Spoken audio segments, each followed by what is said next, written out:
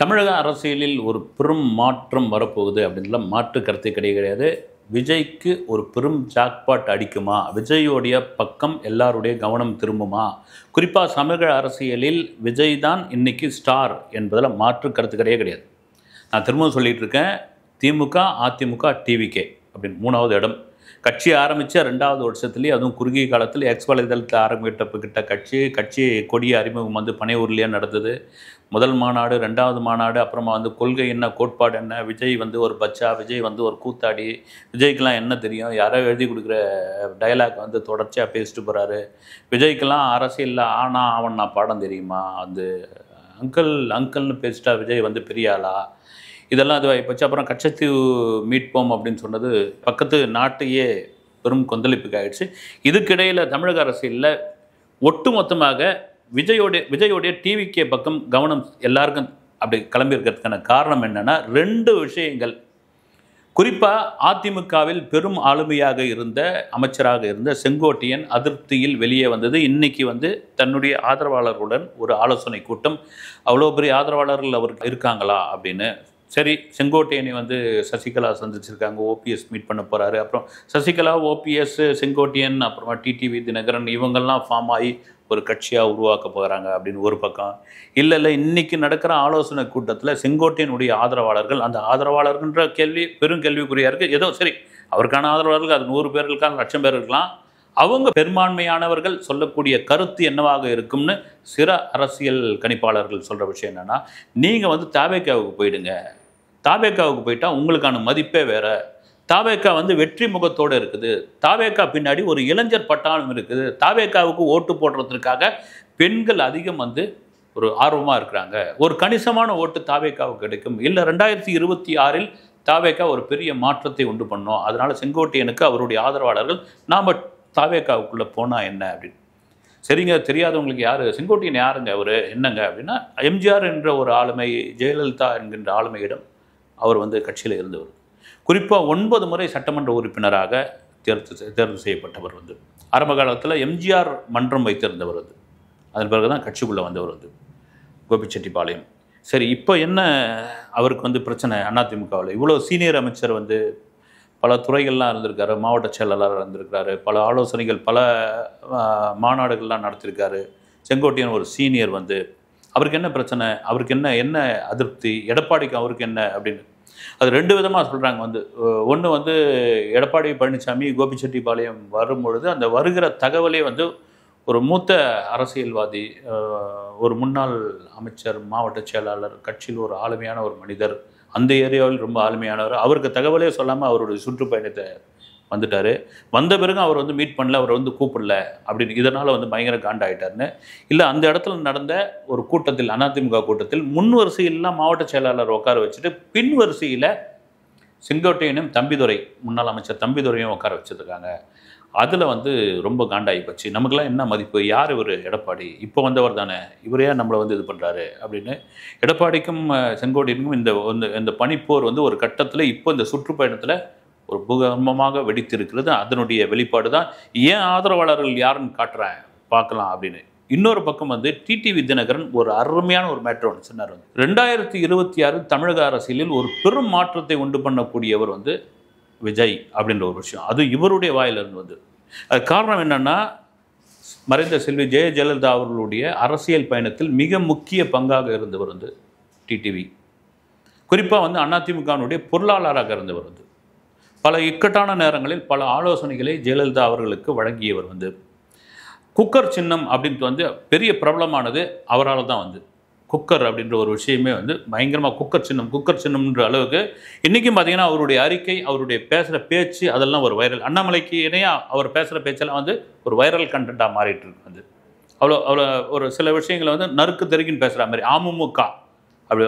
அவரே என்ன சொல்கிறாரு, 2026இல் ஒரு பெரும் மாற்றத்தை தமிழக அரசியலில் கொண்டு வரக்கூடிய ஒரு சக்தியாக விஜய் இருப்பார் அப்படின்னு அவர் வாய் திறந்தே சொல்லியாச்சு. இப்போ என்ன ஆகுது, எப்பா ஒரு கூட்டணி ஃபார்ம் ஆகிட்டு இருக்குப்பா. இது வந்து ஜனவரி பிப்ரவரியில் இப்போ இவங்கெல்லாம் சும்மா அடிச்சுக்கிற மாதிரி, சண்டை போட்டுக்கிற மாதிரி நடிக்கிறாங்க. இவங்கெல்லாம் வந்துடுவாங்க, ஒன்று சேர்ந்துருவாங்க. யார், எடப்பாடி தலைமையில் இவங்கெல்லாம் வந்து விஜய் கூட இணைஞ்சிட போகிறாங்க. விஜய் அதிமுக கூட்டணி, அதில் பிஜேபி இருக்குமா இல்லையான்னு தெரியல. பிஜேபி வந்து கொள்கை எதிரின்னு அவர் சொல்லிட்டு இருக்காரு. பிஜேபி விட்டால் கூட சரி, நமக்கு வந்து தமிழகத்தில் வெற்றி தேவை. இல்லைங்க, இது அதிமுக பிரிஞ்சு போச்சுங்க. வந்து இவங்கெல்லாம் அதிருப்திலாம் வந்துட்டாங்கல்ல. செங்கோட்டையன், சசிகலா, ஓபிஎஸ், டிடிவி தினகரன் இவங்கெல்லாம் சேர்ந்து விஜயுடன் ஒரு கூட்டணி வைக்க போகிறாங்க. அப்படி எல்லாரும் சேர்ந்து அப்படி ஜனவரி பிப்ரவரியில் இன்னொரு மாநாடு நடத்தி அப்படி கையை பிடிச்சி நிற்க போகிறாங்க அப்படின்னா அது திமுகவுக்கு சாதகமாக, திமுகவுக்கு பலமாக மாறுமே தம்பி அப்படின்ற விஷயம். ஆனால் தொடர்ச்சியாக விஜய் தரப்பில் விஜய் சொல்லுகிற ஒரு விஷயம் என்னன்னா 67, 77, 2026 அப்படின்ற ஒரு விஷயம். 67ல் அண்ணா ஆட்சியை பிடிச்சாரு, 77ல் எம்ஜிஆர் ஆட்சியை பிடிச்சார், 2026ல் நாங்கள் ஆட்சியை பிடிப்போம் அப்படின்னு. இந்த இடைப்பட்ட காலம்னு ஒன்று இருக்கு இல்லைங்களா? ரைட்டு, 67ல் வந்து அண்ணா ஆட்சி பிடிச்சாருன்னா டக்குன்னு ஆட்சி பிடிச்சல. 18 வருடம் அந்த கட்சி ஆரம்பிச்சு, திமுகன்னு ஒரு கட்சி ஆரம்பித்து 18 வருடம், அண்ணா திமுகன்னு ஒரு கட்சி ஆரம்பித்து 10 வருடம் வந்து. அப்போ விஜய் 2 வருஷத்தில் ஆட்சி பிடிச்சிருவாரா அப்படின்னா என்ன மேஜிக் கொண்டாலும் நடக்கலாம் வந்து அதில். ஆனால் இடைப்பட்ட 2 காலகட்டம் இருக்குது, அதை நான் உங்களுக்கு ஞாபகப்படுத்தி ஆகணும். 1996 இதை சொல்லி ஆகணும். 96ல் அரசியலில் ஒரு பெரும் மாற்றம் வந்த பொழுது, அரசியலில் ஒரு கொந்தளிப்பு வந்த பொழுது, தமிழகத்தில் சில பிரச்சனைகள் தலைதூக்கி பேசிய பொழுது ரஜினிகாந்த் இனி ஆண்டவனாலும் இந்த தமிழகத்தை காப்பாற்ற முடியாது இந்த ஆட்சி தொடர்ந்தா அப்படின்னு கோபமாக பேசின ஒரு வசனம், கோபமாக பேசின ஒரு பேச்சு தமிழக அரசியலில் ஒரு பெரும் மாற்றத்தை கொண்டு வந்து எல்லாருடைய கவனமும் ரஜினிகாந்த் பக்கம் திரும்பிச்சு வந்து. 96ல் நீங்கள் வாங்க தலைவா, நீங்கள் நில்லுங்க, நீங்கள் தான் அடுத்த சிஎம் வாங்க, மூப்பனார்லேருந்து எல்லாருமே வந்து ரஜினி நிற்க வைக்கிறது இது பண்ணாங்க. ரஜினி இல்லை, ஓகே வேணாம், எனக்கு இன்னும் மேலேருந்து ஒரு உத்தரவு வரல, அவர் எப்பவுமே சொல்கிறது தான், அங்கேருந்து வரணும், அது வந்தால் ரைட் அப்படின்னு. அப்போது 96ல் அந்த விஷயத்தை அவரே கைவிட்டாரா, அல்லது பழம் நழுவி பாலில் வந்தது, பாலில் விழுந்தது வந்து உள்ள வாயில் விழுந்தது, அது துப்பிட்டாரா அப்படின்ற கேள்வியெல்லாம் விமர்சனங்கள்லாம் இன்றைக்கி இருக்கிறது. அதுக்கப்புறம் அரசியலே வேணான்ட்டார் அவர். அப்போ 96ல் அது மாதிரி வந்து 2006ல் விஜயகாந்த் கட்சி ஆரம்பித்து 2 வருஷத்துலேயே ஒரு பெரும் மாற்றம் அது மாதிரி 2006ல் வந்து வந்தார். இவருக்கு அதே விஜய்க்கு வந்த விமர்சனத்தை ஒரு கொஞ்சம் குறைவாக தான், விமர்சனக்கு அதிகமாக வருது. விஜயகாந்தெலாம் என்னையா பண்ணிட்டு போகிறார், விஜயகாந்தெலாம் என்ன தெரியும் வந்து, விஜயகாந்தெலாம் வந்து சும்மா கண்ணு சிவந்து ஆச்சா போச்சும் உதட்டு துடிக்க துடிக்க பேசுவார் வந்து. அப்புறம் வந்து அவர் வந்து ஒரு குடி அடிக்ட், அவர் வந்து இப்படிலாம் விமர்சனம் வந்து அவர் வந்து ஒரு குடிகாரர் அப்படின்ற மாதிரியான ஒரு அதுதான் வந்து அப்படிலாம் வந்து அவதூறு பரப்புனாங்க அவர் மேலே வந்து. அப்புறமா அவருடைய மண்டபம் இடிக்கப்பட்டது, அவருக்கான தொல்லைகள் கொடுக்கப்பட்டது, எல்லாத்தையும் தாண்டி ஒரு மாற்றம் 2006ல் கொண்டு வந்தபோது எல்லாரும் விஜயகாந்த் பக்கம் அப்படி பார்த்தாங்க. அப்புறமா பலமான எதிர்க்கட்சி தலைவராக அவர் வந்து நின்னார். அதன் பிறகு மக்கள் நல கூட்டணி அப்படின்னு உள்ளே இறங்கி அவரை வந்து காலி பண்ண சம்பவங்கள்லாம் தமிழக அரசியலில் மறக்கவே முடியாது. அவர் உடல்நிலை பாதிக்கப்பட்டு அவர் ஒரு மரணம் அடைந்து இன்றைக்கும் தேமுதிகவில் விஜயகாந்த் அப்படின்ற ஒரு பேர் அப்படி சொல்லும் பொழுது அந்த தொண்டர்கள், அந்த ரசிகர்கள் அப்படி கொண்டாடுறது, அது 2006ல் நடந்த ஒரு விஷயம். 2026ல் விஜய் ஆட்சியை பிடிப்பாரா அப்படின்ற ஒரு கேள்வி இருக்கும் பொழுது அரசியலில் என்ன மாற்றங்கள் ஒன்றாலும் நடக்கும்.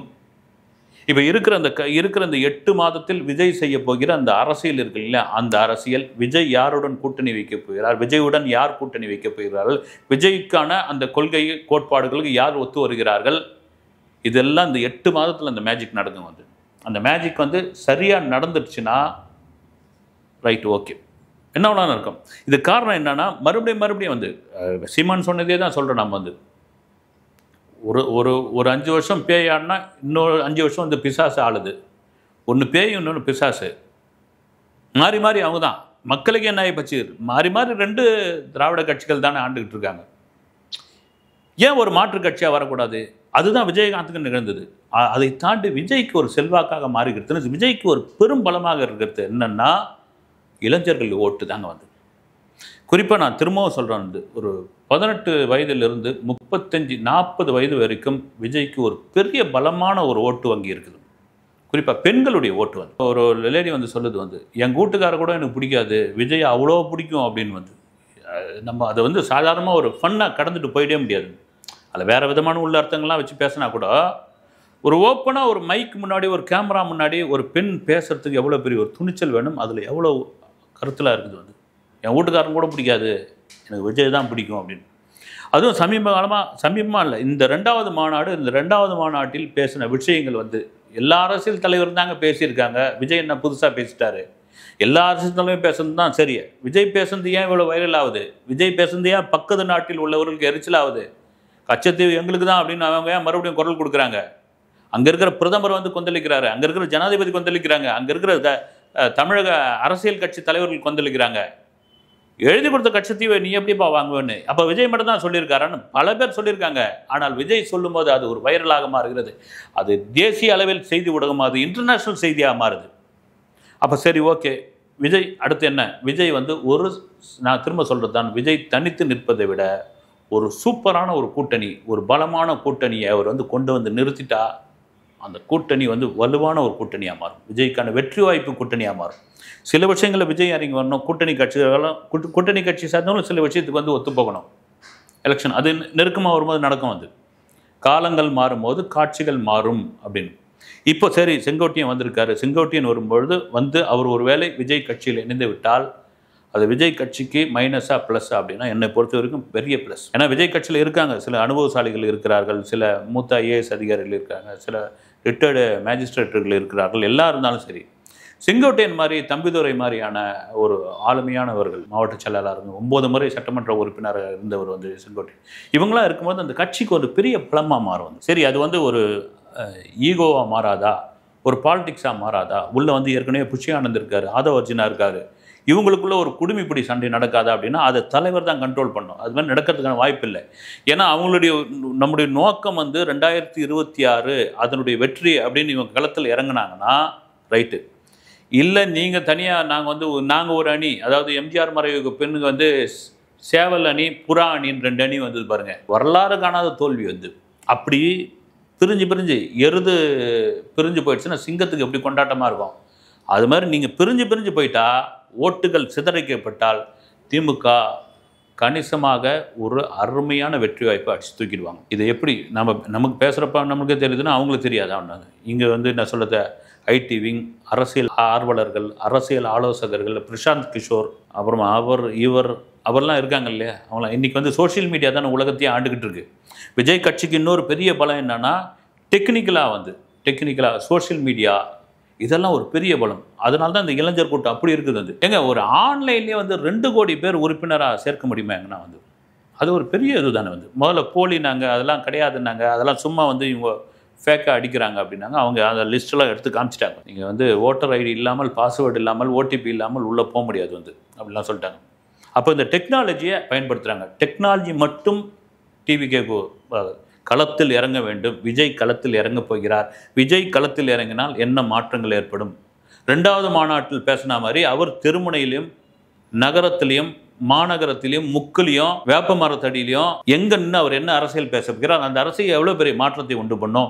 இன்னும் அதிருப்தியானவர்கள், மற்ற கட்சியில் இருப்பவர்கள் விஜயோடைய இந்த அசுர பலத்தை, ஏன்னா அவங்க கணிச்சிருப்பாங்க இல்லைங்களா, பார்த்து இன்னும் சில சீனியர்கள் வெளியே வந்தால் அவர்களை டிவிக்கே அணைத்து கொள்ள வேண்டும். அவர்களுக்கு ஒரு ஆதரவு கரம் நீட்ட வேண்டும்.